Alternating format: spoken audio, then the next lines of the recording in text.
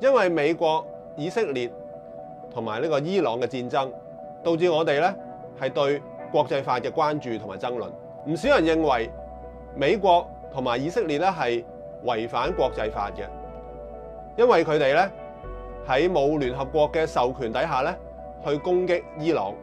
甚至係殺害咗咧伊朗嘅最高領袖卡梅內伊。同時咧，有人亦都否定咧呢個國際法嘅價值，認為咧喺某啲嘅情況底下咧，國際法係唔適用嘅，因為咧國際法係會限制咗一啲好似美國或者以色列呢啲國家咁樣啦去對付咧所謂邪惡嘅專制國家伊朗。有人認為咧呢個又係左右派之爭啊，覺得咧高舉國際法嘅人咧就係所謂嘅左膠。咁啊，事實上係咪咁呢？反對國際法嘅人當然比較多嘅係一啲右翼保守派啦，例如咧曾經做過美國嘅國家安全顧問嘅 John Bolton 咧，係寫個文章咧係批評咧呢個 International Criminal Court 啊，佢認為咧呢個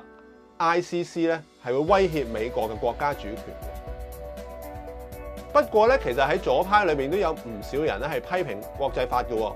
喺入世紀初嘅時候咧，有一位嘅蘇聯嘅法學家叫做 Pashkanis， 佢咧就用馬克思主義角度咧係批判呢個法律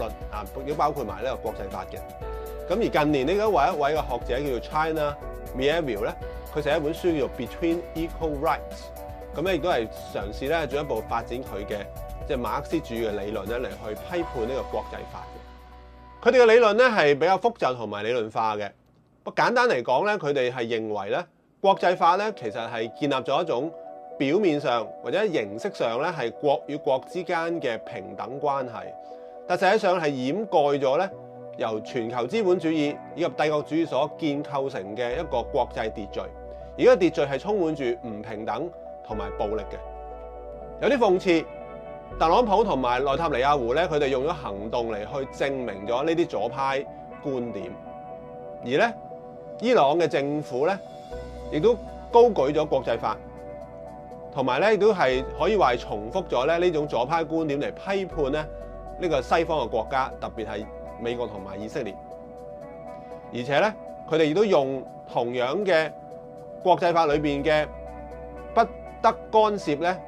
即係別國內政呢個咁嘅原則咧嚟去合理化自己鎮壓伊朗嘅人民。事實上咧，剛才講嘅兩位左派嘅理論家咧，並唔能夠代表咧整個即係左派對於反思呢個國際法嘅觀點嘅。裏邊亦都好多嘅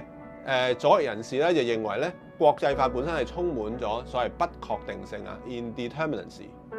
例如咧，著名歷史學家 E.P. Thompson 咧有一個好出名嘅講法啊，佢稱咧法治裏面都當然包括埋國際法啦。係一種咧叫做 unqualified human good， 一種咧無限制嘅人類之善啊！意思就係話咧，法治本身咧當然咧會咧俾呢個國家強權咧攞嚟咧去壓制人民、控制人民，但係同時咧人民都會利用咗法治嘅原則嚟去捍衛自己嘅利益，同埋挑戰咧國家嘅權威嘅。唔少比較批判嘅國際法嘅研究者咧，基本上都同意咧 E.P. Thompson 嘅基本嘅判斷啊。佢哋認為咧，國際法當然啦係有佢嘅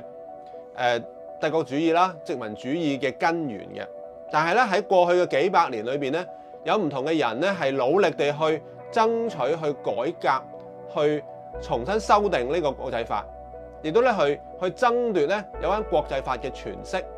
於是咧導致咧國際法已成為咗咧好多底層人民嘅一種武器，亦都慢慢咧形成咗一啲嘅所謂嘅全世界嘅人啦，包括咧好多個國家都唔能夠否定、唔能夠繞過嘅一啲嘅國際嘅共識。例如啦，無論你係咪同意咧美國同埋以色列佢哋嘅軍事行動嘅政治目標，但係咧你有樣嘢你係唔能夠否定嘅，就係話任何嘅軍事行動咧都係唔應該傷害平民百姓嘅。因為呢樣嘢係喺我哋嘅日內瓦公約裏邊咧已經好清楚地定明咗嘅。美軍嘅戰斧式導彈咧係擊中咗一間嘅伊朗嘅小學，導致有175名嘅小學生死亡。呢一樣嘢美軍係需要負責嘅。同樣嘅原則同埋道理都適用喺咧伊朗嘅報復式嘅反擊裏邊。我都明白嘅，現實咧係國際法嘅原則不斷被踐踏，但係如果我哋連佢嘅價值都一概否定，